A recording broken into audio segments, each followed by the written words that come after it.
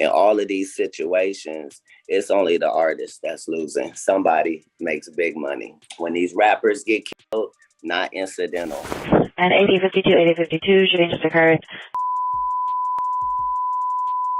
Approximately 10 shots heard and an unknown person shouting code 3 incident 1920 RV809 semi-traditional. People are alleging is Rihanna is a key material witness into this whole trafficking scheme or plot or whatever that Roc Nation and Jay-Z himself have been carrying out. Guys, things are getting very scary because people have now put together that both Rihanna and Nicki Minaj's homes in California have both been targeted recently. On March 8th, 2026, something wild went down in Beverly Hills.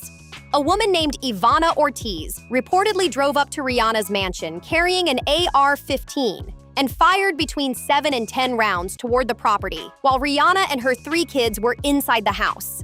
Thankfully, nobody was hit and everyone inside made it out safe. But the whole situation instantly sent shockwaves across social media and the news. Right after the incident, the official story rolled out fast. Authorities and headlines quickly framed it as a simple case, a disturbed fan with an unhealthy obsession.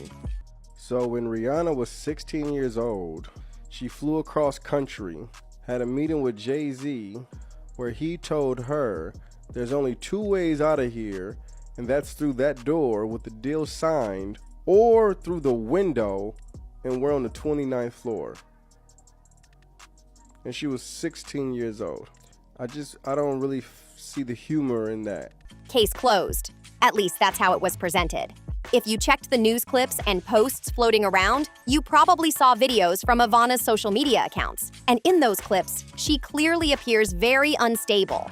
In several of those videos, Ivana was calling Rihanna a witch and the devil, even claiming Rihanna was jealous of her. But some people online are asking a different question now. Is that really the whole story? Or is that just the version everyone is supposed to see? Because once people started digging deeper, the crazy stalker explanation began raising eyebrows. Suddenly, an old interview with Katt Williams started circulating again, and folks say he might have warned about situations exactly like this. You see, Katt has said many times that when shocking things happen around major celebrities, it is not always as random as it looks. According to him, sometimes powerful people behind the scenes stand to benefit from the chaos. So now the big question people keep asking is simple. Who would actually gain something if Rihanna suddenly disappeared from the picture?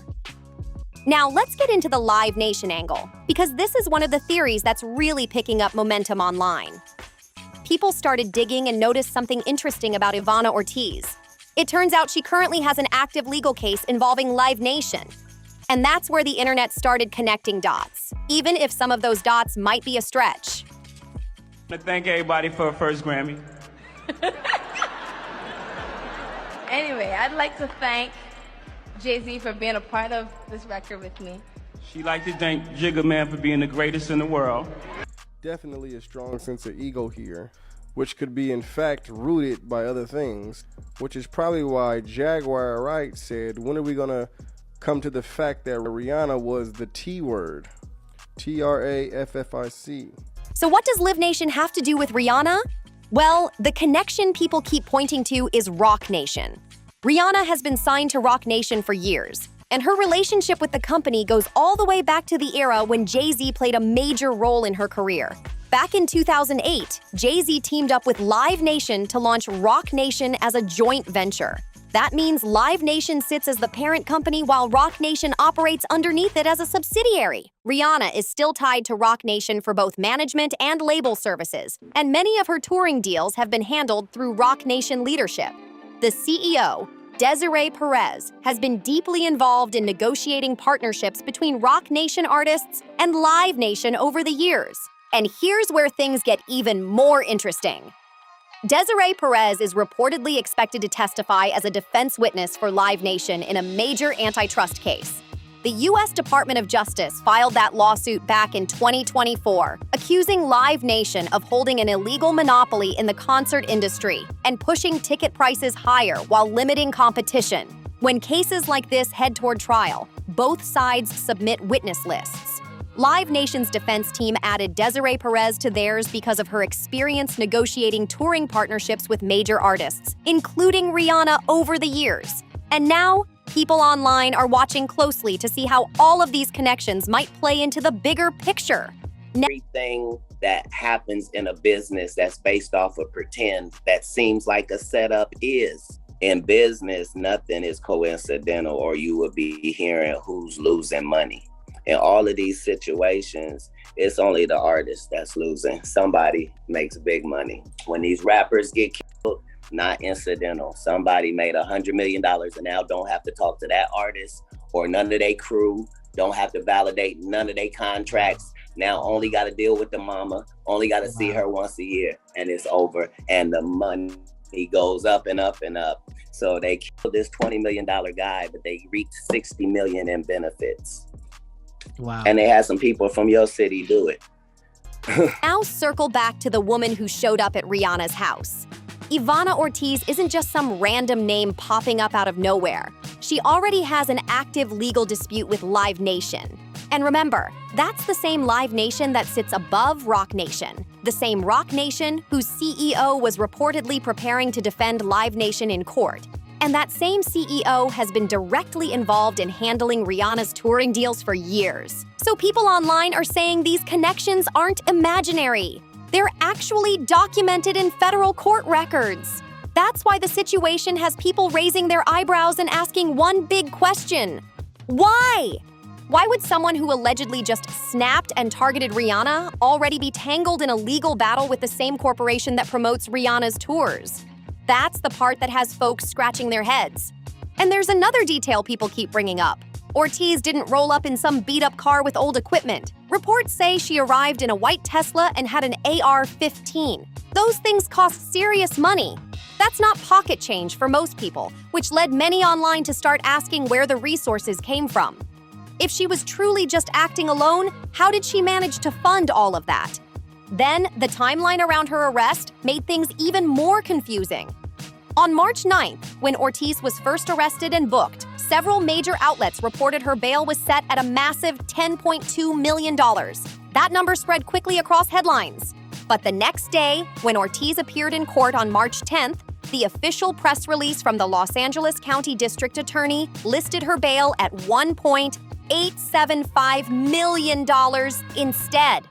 Multiple outlets updated their reports after that hearing, and even CNN later referenced the roughly $1.8 million figure. So what actually happened here?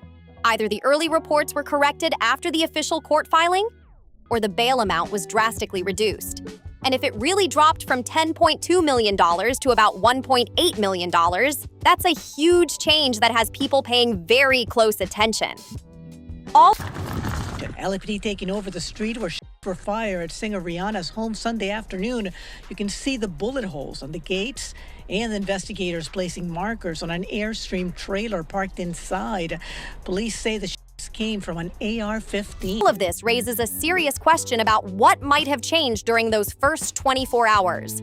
Because when details shift that quickly in a high-profile case, people on social media start paying very close attention. With all these strange pieces popping up, many users online are now floating a controversial idea.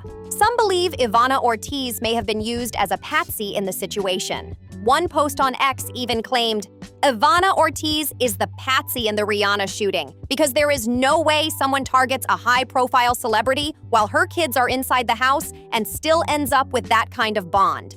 It's deeper than that. Listen, Rihanna, when you die, God is taking me to my future. You want to kill me. Shut the up, okay? Shut the up. Yeah, she's a witch. She's a witch. I'm a watchman. She's a witch. Get that stupid girl out of here. Okay? They can't do this. They can't do this. Comment alone sparked a huge wave of debate. Another user went even further and described Ortiz as a Hollywood Tesla Manchurian candidate, suggesting something far more calculated might be behind the scenes. Now, to be clear, these are online theories, but they've been spreading fast across social platforms. The idea some people are pushing is that if someone wanted to carry out something like this, they might choose a person who already appears unstable. Someone who has a history of erratic behavior? Someone already involved in legal disputes? Someone the public would quickly label as unhinged without asking many questions? And this is exactly where comedian Katt Williams keeps getting mentioned again. In past interviews, he talked about how major incidents in the entertainment world sometimes look random on the surface, but might not be accidental at all. According to that line of thinking, the public focuses on the chaos in front of them, while the deeper layers stay hidden. So yes, Ortiz may be the person accused of pulling the trigger. But the question people keep repeating online is this: how did she even know where to go in the first place? How did she get Rihanna's address? And that's where another theory making the rounds on the internet suddenly enters the conversation: the Epstein files. Now, if you've spent any time on social media over the past couple of months, you've probably seen certain names popping up again and again. Back in January 2026, millions of pages of documents connected to Jeffrey Epstein were released to the public. The internet exploded overnight, and people started digging through every line they could find. During all that chaos, Jay-Z's name suddenly started trending online. Not because of a direct accusation in those documents, but because people resurfaced an old FBI hotline report from 2019. According to reports circulating online, someone anonymously contacted the FBI and mentioned Jay-Z's name. That old tip resurfacing is what sent social media into a frenzy. So this is where people online begin connecting their own dots. Rihanna has been signed to Roc Nation for years. Roc Nation was founded by Jay-Z, and Roc Nation operates under Live Nation, the same Live Nation that Ivana Ortiz reportedly filed a lawsuit against last year. On top of that, Roc Nation CEO Desiree Perez negotiates Rihanna's touring deals and is also listed as a defense witness in the federal antitrust case the government filed against Live Nation. That case is a massive lawsuit where regulators are trying to break up Live Nation's business structure. So now some people online are asking a very provocative question. That's why you got Rihanna over there all jealous, because how am I, because her faith is the devil. Rihanna's faith is the devil, okay? I don't like her, and she's always trying to steal from me. And she has not ever put out any music to reach people. She only did her little music thing so that she can do witchcraft. And so that she can steal from people. So everybody, please, don't listen to her, don't follow her, don't give that girl any air, space, or time, because she's stealing from you. If a corporation is facing a huge federal antitrust battle, would they want their biggest artist caught up in waves of rumors and controversy? Again, these claims floating around online are speculation, but many users are sharing the theory that Rihanna could be viewed as a potential liability because of past industry relationships. People also keep bringing up how Rihanna first came to the United States from Barbados as a teenager after being discovered and introduced to Jay-Z during the early stage of her career, which ultimately led to her signing a major record deal that launched her global fame. So, the big question still hanging in the air is this: how did Ivana Ortiz, reportedly a speech pathologist from Florida, have the resources to drive all the way across the country in a Tesla while carrying a weapon like that? For a lot of people watching this story unfold, that detail alone raises eyebrows. And then there's the way the incident played out. If the real goal was to reach Rihanna, why stop at the gate? Why not attempt to get further onto the property? That detail has led some people online to wonder if the whole situation was meant more as a warning than anything else. Because when you step back and look at everything being discussed online, one question keeps coming up again and again. If Rihanna ends up feeling pressured or scared into staying quiet about anything, who would actually benefit from that? Right now, there are way more questions than answers. And to be fair, it's completely possible that this situation really is what authorities say it is: a troubled individual acting alone. But with so many major controversies happening around the world, a lot of people have become skeptical and start questioning the official explanations. So now I want to hear what you think. Do you believe Ivana Ortiz acted alone? Or do you think something bigger could be happening behind the scenes? Drop your theories in the comments below. And don't forget to like, share, comment, and subscribe for the next video.